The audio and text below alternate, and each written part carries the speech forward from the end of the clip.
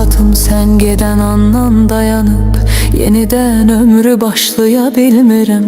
Getmisən mane olmamışam sənə, özümü heç bağışlaya bilmirəm. Sən gedəndən sonra mən anlamışam, demə ən dəhşəti tənhalıq imiş. Sən imiş sən gətirən hər baharı, sənsiz hər yer quru səhralıq imiş. Nə qədər mən axı həsrət çəkəcəm, nə qədər dözmək olar söylə gülüm. Mən hər axşam bu ümidlə yatıram, gecə ya sən gələcəksən ya ölüm. Bir qaranlıq gecənin vahiməsi, bir sınıq pəncərənin çərçivəsi, onu çırpan küləyin vəhşi səsi mənə bəsdir səni xatırlamağa. Bir qanadsız quşun aciz baxışı, baxışından duyulan yalvarışı, üstünə nazla yağan yaz yağışı mənə bəsdir səni xatırlamağa.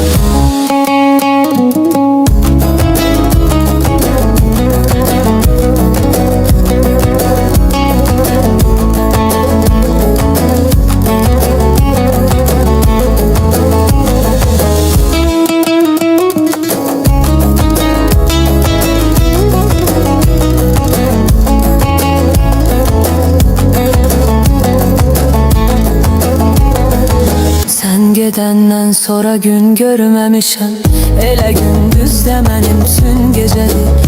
Eşidirsən ki sağam ölməmişəm, amma bilmirsən həyatım necədir. Sən gedəndən sonra mən anlamışam, demə ən dəhşəti tənhalıq imiş. Sən imiş sən gətirən hər baharı, sənsiz hər yer quru səhralıq imiş. Heç bilirsən bu şəhərdə nə qədər gəlmişik yüz üzə, sən görməmişsən.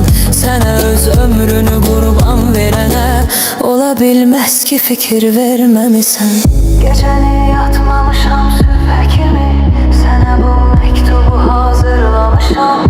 Sadəcə istəmişəm ki biləsən, səni hər gün necə xatırlamışam. Bir qaranlıq gecənin vahiməsi, bir sınıq pəncərənin çərçivəsi, onu çırpan küləyin vəhşi səsi mənə bəsdir səni xatırlamağa.